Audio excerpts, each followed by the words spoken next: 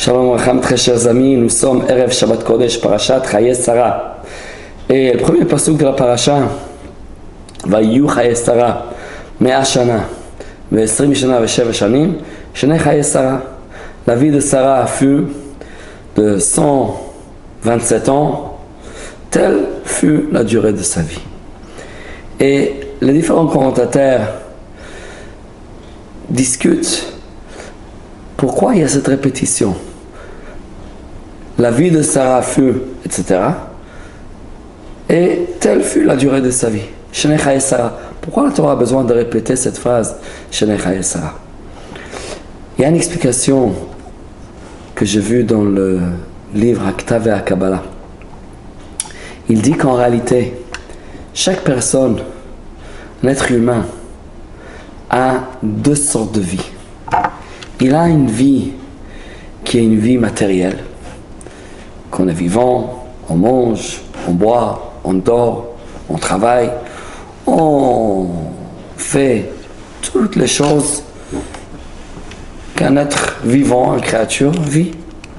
Mais toutes ces choses-là, les animaux aussi font pareil.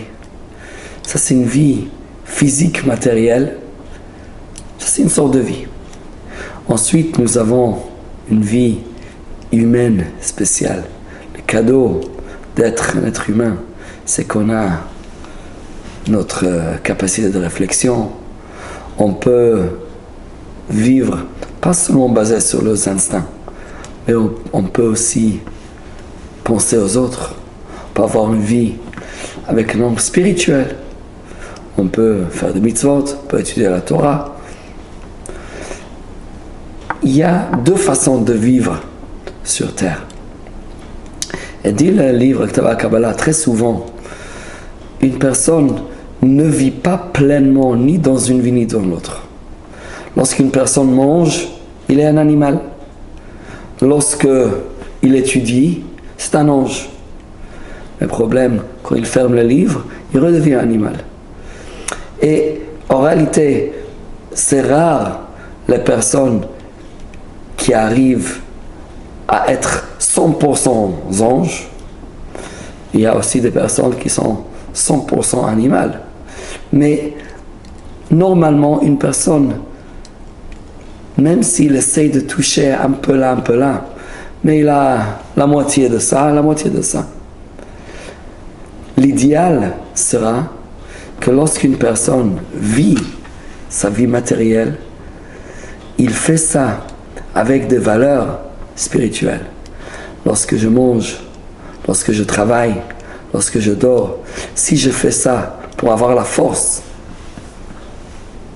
d'accomplir la volonté divine, alors à ce moment-là, même le fait que je mange, je ne fais pas une activité animale. Le fait que je mange aussi devient une activité spirituelle. Et comme ça, une personne peut vivre pleinement deux vies parallèles en même temps. Même quand il est en train de faire tout ce qu'il a besoin dans ce monde, mais il a cet attachement et ce lien avec un monde spirituel plus grand. Lorsque la Torah dit que Sarah, elle avait une vie de 120 ans, 127 ans, et la Torah répète Shnei Chayei Sarah, dit Haktav et Kabbalah, Shnei Chayei Sarah, c'est pas simplement les années de la durée de vie de Sarah, mais le Shnei c'est comme numéro 2 en hébreu, Shnaim.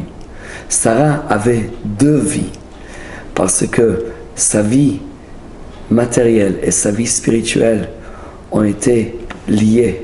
Donc lorsqu'elle a vécu ces 127 ans, c'est comme elle a eu deux vies différentes. Elle a une vie matérielle qui a été accordée avec cette vie spirituelle. Lorsque j'ai lu cette explication, je pensais peut-être similaire mais légèrement différent. Une personne, parfois, il vit sa vie et il réfléchit, il y a des moments de réflexion et il pense très souvent, et trop souvent, il y a ce que je fais, ce que j'ai accompli dans ma vie, et c'est que j'aurais voulu accomplir. Les deux sont rarement la même. Une personne a toujours une image, des aspirations, des rêves beaucoup plus grandes de ce qu'il a réussi de faire. Donc il y a le moi réel et il y a le moi idéal. Ces deux personnes ne sont pas les mêmes. Mais il y a peut-être des rares personnes, peut-être comme Sarah Ibenou, que sa vie a été vécue d'une façon tellement parfaite que l'idéal Sarah a été réellement la Sarah qui a vécu sur terre. Ça, c'est le Shenei Chaye Sarah. La Sarah idéale, la Sarah qu'elle aurait pu être, était la Sarah qu'elle était en réalité. Elle avait ce deux vies concentrées dans ses 127 ans. Ce point de réflexion. En tous les cas, mes amis, je vous souhaite Shabbat, Shalom ou Mevorach.